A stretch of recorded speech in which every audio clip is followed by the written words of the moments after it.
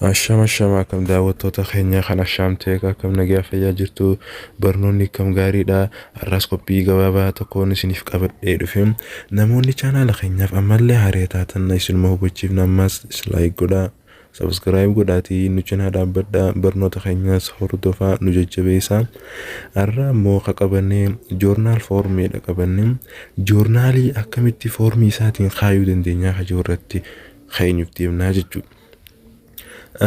By the way, joornaalii kana example kana dura hojjanneen joornaalii ammas hojjannaa jechuudha. Maaf yoo wal fakkaataa deeme malee namaaf hin galu. Ammas karaa salphaadhaan ammas qabannee isiniif dhufnee jirran amma gama barnoota keenyaatti haa dabarru.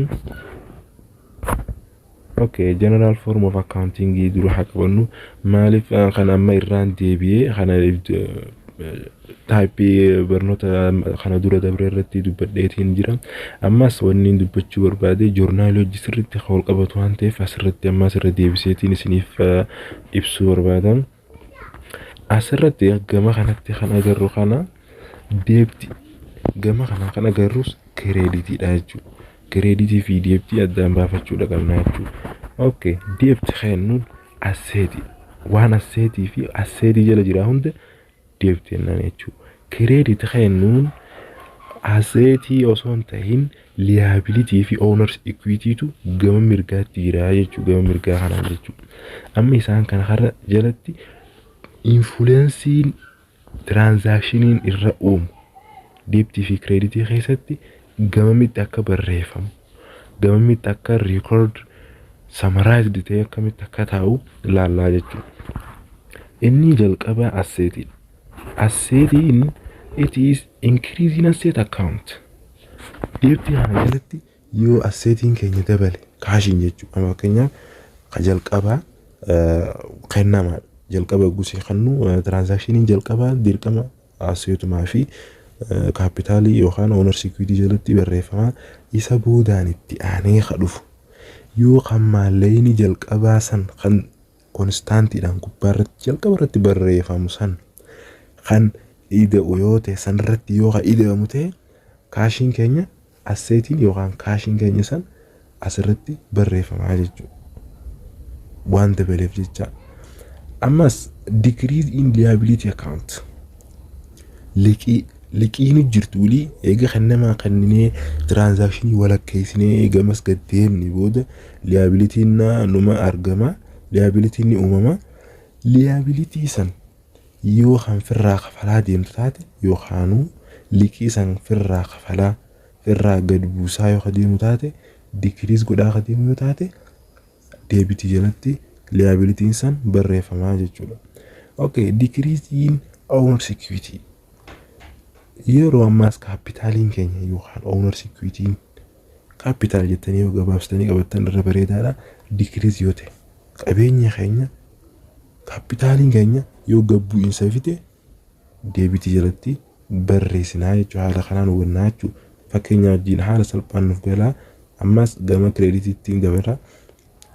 Kireeditii irrattis akkuma faallaa deebitii ta'e asseetiin yeroo gabbu'e kaashiin keenya ka jalqabaa fakkeenyaaf kaashiin keenya ka jalqabaa transactionii keenya irratti 10,000 ture. 10,000 irraa yoo decrease haa ta'u ta'e maal irratti barreessina?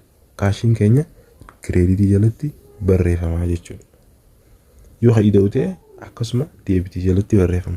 Okay, increase in liability liqii yoo ofirraa heddummeessine yookaan liqii nurra ida'amaa ka deemu yoo taatu taates akkasuma kireeditii jalatti barreessinaa jechuudha.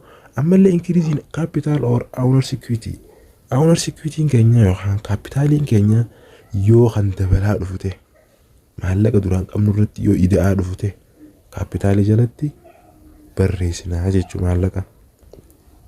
Okay, meaning joornaalitti waan dabaru ta'e every business transaction affect minimum of two accounts yeroo kajannu taate asseetii ta'uu danda'a liability ta'uu danda'a owners equity yoo xiqqaate isaan lama irratti dhiibbaa ni fidaa jechuudha. Transactioniin nuuf kennamu sun. Okay, can it the transactions initially enter in a record called journals.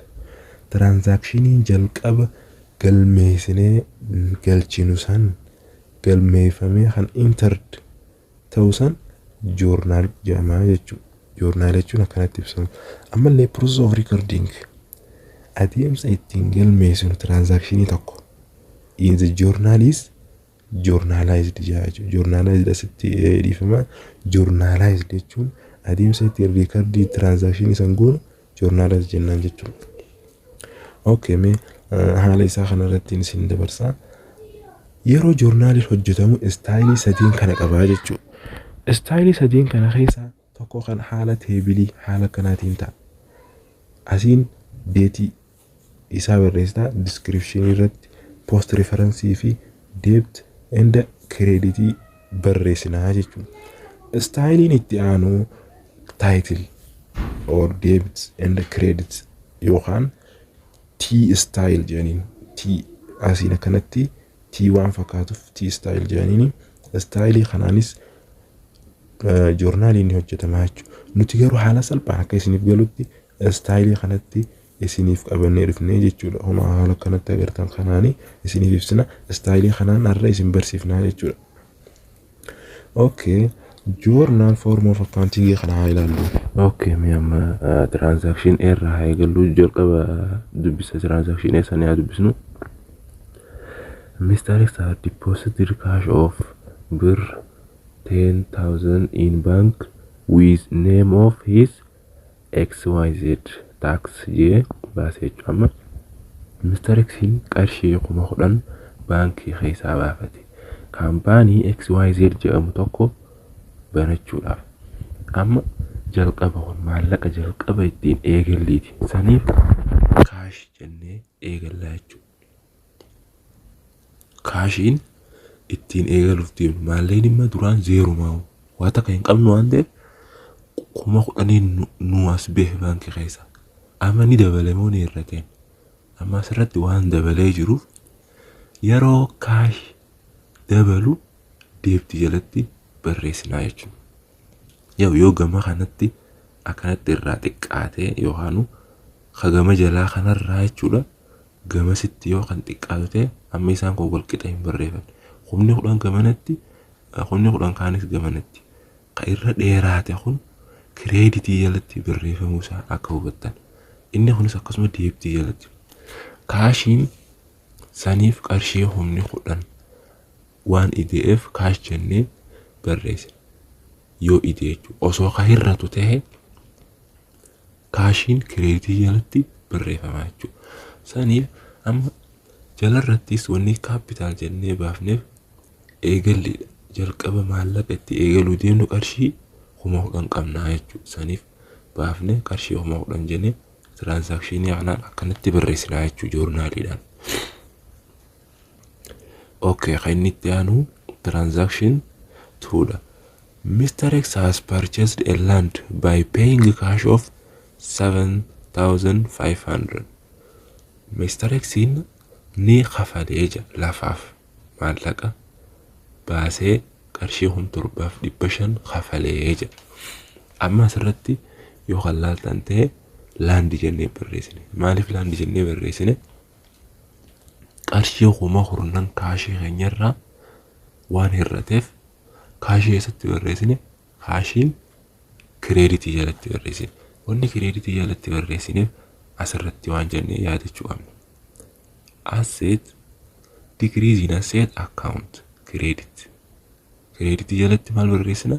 Yeroo xiqqaatu ta'e maalleen yoo qabeenyi xiqqaatu yoo ta'e kaashii keessatti barreessina. Kireeditii jalatti barreessinaa jechuudha. Ammoo yoo dabalu ta'e qofa kaashii yookaan asseetii keenya deebtii jalatti barreessinaa jechuudha. Asirratti wanni asirra ilaallu hundi amma kaashiin waan hir'ateef jecha qarshii 10,000 irraa 7,500 lafa bite. Qarshii 7,500 baasii baase. Ogguusun yoo baasii baasan maalleen duraan qaban waan hir'atuuf kaashii kireeditii jalatti barreessine akkuma durenne digriis waan ta'eef. Asirratti wanni laandi jennee barreessineef kaashii sun maalitti baase jettee yoo halaaltu ta'e maaliif baase? laandiitti baasee jechuu yoo halaaltote laandiitti waan baaseef laandi jennee qabannaa jechuu 7,500 yoo silaa ka'ii ta'utee 7,500 asirratti kaash goonee barreessine gama jalatti immoo laand jennee barreessine garuu akkanatti barreessina jechuudha. Okay, transaction number 3 Mr. X purchased supply for 850 agree to pay in the fees in the future. Mr. X in dhiyeessiidhaaf wanta kafalee yookaan bitate fuulduraaf akka kafaluuf walii galee maallaqa qarshii 850 fudhatee isa kana amma maallaqni ni idee waan ta'eef liqii irratti qarshii 850 barreessinaa jechuudha. Kaashii goone maaliif liqiidhaan nutti dhufe bakka fadhee haa dhufu maallaqni fadhu liqiin haa dhufu fadhu sadaqaan haa dhufu waan fadheen haa dhufu maallaqa keenya irratti waan ida'amuuf jecha ni idee kaashiin waan ta'eef kaashii keenya deebtii jalatti barreessinaa jechuudha. Garuu liqiidhaan finne 850 kireeditii jalatti maal goonee barreessina account payable jennee 850 barreessinaa jechuudha. Okay, transaction number D.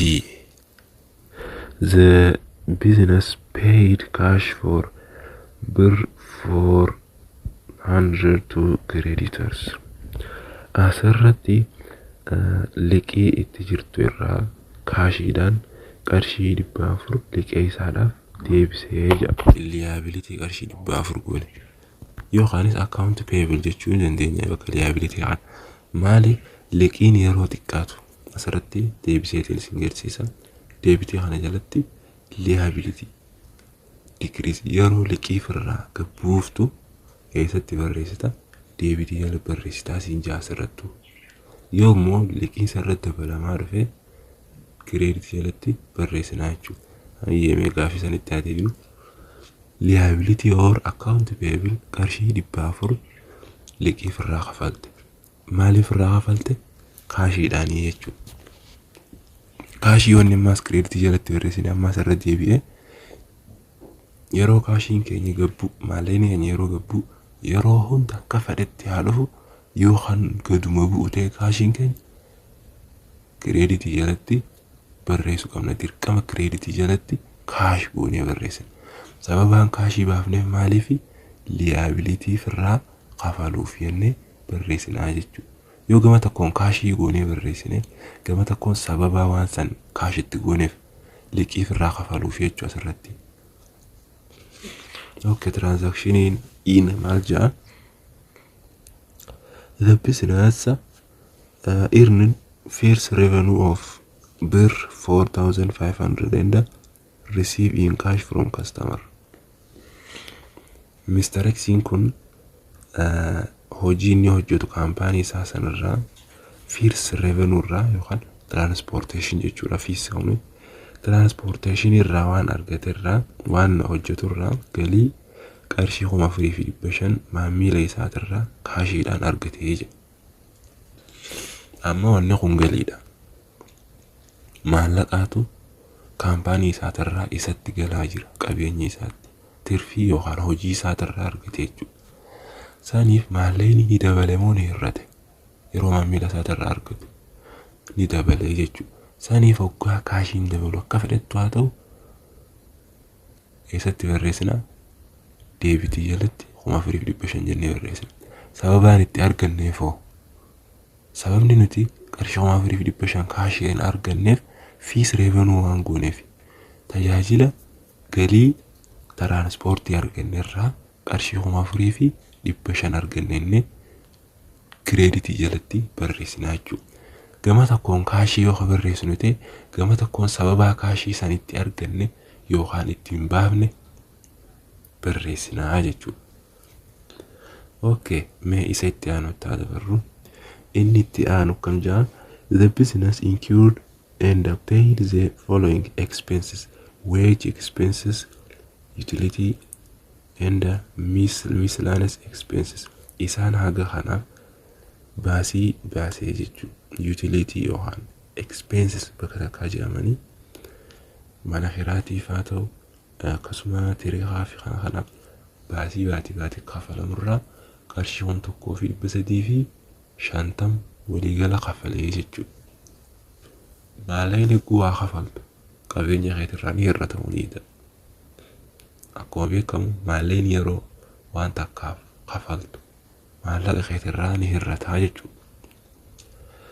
Saniif kaashiin keenya maal ta'e barreeffamaa kireeditii jalatti barreeffamaa jechuudha. Sababaan kaashii kana baafneefoo maali jennee baaf karaa gabaabaadhaan expensesiif baafne jennee qarshii amma kireeditii jalattis barreessinaa jechuudha. Wanni kaashii as jala barreessinaa maasiniif irra deebi'aa waan kaashii keenya gad irrateef akkasitti kireeditii jalatti barreessinaa jechuudha. Okay. Isa itti aanutti haa dabarru. Inni itti aanu the business determines the supply on hands 250. Okay, isa kanaatti hafe dhiheessii irraa jechuudha. Waan dhiheessu irraa supply isaatirraa qarshii 250tu harkatti hafee jira. Duraan meeqa qabna? Qarshii 850 qabna. Qarshii 250tu hafe. Meeqaatu dhumate jennee baasuu qabna malee 250 hin barreessinu jechuudha. Okay, asirratti immoo maallaqni kun kadhume amma qarshii 600 jechuudha. 600 cilee taate jechuudha. Hojjetamte itti dhumate kan harkatti hafe qarshii 250 jechuudha. Waan fixe asirratti barreessina. Wanni inni fixe qarshii 600. Biltii 50 irraa yeroo irris 250 akka hafutti yoo hanguudhuuf deemnu yoo taate 600tu akkas godhaa jechuudha. Saniif maallaqni keenya waan hir'ate qarshii 600 dhume jechuudha. Qarshiin waan dhumateef kaashiin shaa maal ta'a? Kireeditii jalatti barreeffama. Sababni kaashiin kun qarshiin 600 dhumeef maaliif dhiheessii irra dhume jechuudha. Qarshiin 600 dhiheessii irratti dhume sababa qarshii 600 deebitii jalatti supply jennee barreessinaa jechuudha. Okay, isa itti aanu at the end of the month Mr. X withdraws cash of birr 1,000 from business for his personal use. Dhuma baatii isaa kanarratti Mr. X'in maallaqa qarshii 1,000 biizinasii isaatirraa itti fayyadamuudhaaf baafatee jira. Asirratti maali baafateedha? Maallaqa baafate malee maallaqa galfatee miti. Maallaqa yeroo kan baasu ta'u kaashiin akka ta'an isiniin jedhee ture. Kaashiin yeroo hunda yoo kan hir'atu ta'e kaash jennee kireeditii jalatti barreessina. Seera kana dagachuu hin qabdan. Seerri amma kun isiniif qabamnaan karaa salphaadhaan waa hunda qabattu jechuudha. Okay.